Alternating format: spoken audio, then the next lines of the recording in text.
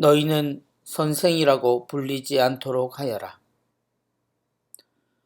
오늘 복음 말씀은 언제 들어도 마음 한켠을 무겁게 합니다.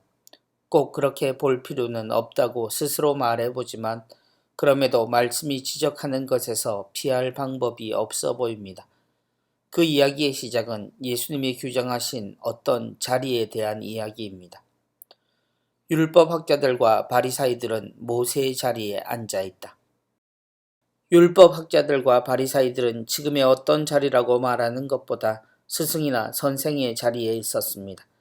성직자로 산다는 것을 교계 제대로 구분하고 피해보려 해도 사람들 앞에 서야 하고 해야 할 직무와 함께 말로 진리를 말하고 가르쳐야 하는 점에서 하느님의 것을 기준으로 해야 할 분명한 자리임은 피할 길이 없습니다.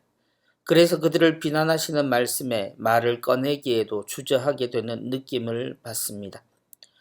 그런데 예수님의 말씀에서 무게를 따진다면 그것은 율법학자나 바리사이가 아닌 모세의 중요점이 있습니다.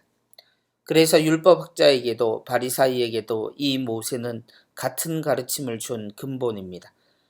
그런 의미에서 예수님은 너희에게 말하는 것은 다 실행하고 지키고 그들의 행실은 따라하지 말라는 말씀을 주십니다.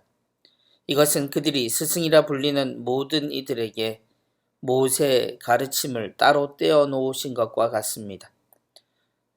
그럼에도 이 말을 지니고 있다는 이유로 또 그것을 가르친다는 직무 자체로 존경을 받고 어떤 자리를 차지하여 누리는 이들의 행실을 예수님은 사정없이 나무라십니다. 반성을 요구하시는 것이 아니라 그냥 있는 사실을 드러내십니다. 부끄러움을 가지든 화를 내든 그것은 이 자리에 해당하는 이의 선택이겠지만 예수님은 그 어느 것에도 관심을 보이지 않으십니다. 왜냐하면 어차피 그 모든 것은 필요한 감정이 아니기 때문입니다. 예수님은 잘라 말씀하십니다. 너희의 스승님은 한 분뿐이시고 너희는 모두 형제다. 가르치는 이도 배우는 이도 모두 형제입니다.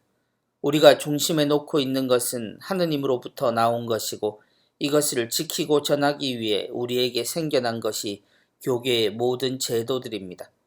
그 속의 핵심은 우리 모두는 한 하느님의 백성이고 함께 살아야 할 존재들로 모두가 서로를 필요로 하고 함께 사랑함으로써 하느님을 닮고 참 행복의 세상을 살게 된다는 것입니다.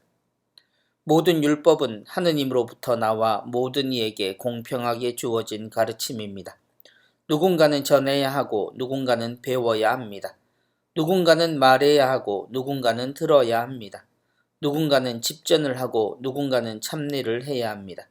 그러나 그 속에 주어지는 하느님의 은총과 사랑은 모두에게 동등합니다. 그런 의미에서 전하는 이도 받는 이도 말하는 이도 듣는 이도 집전하는 이도 참례하는 이도 모두 같은 가치를 살아야 합니다.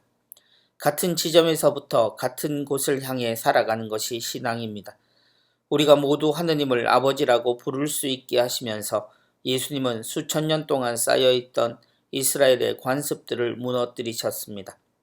모두가 기억해야 하지만 같은 깨달음 속에 누군가는 여전히 모른 채하고 또 누군가는 비난하기에 바쁩니다. 그러나 주님의 말씀은 변하지 않습니다. 그러니 같은 말씀을 듣고 각자 해야 할 판단과 실천을 했으면 좋겠습니다.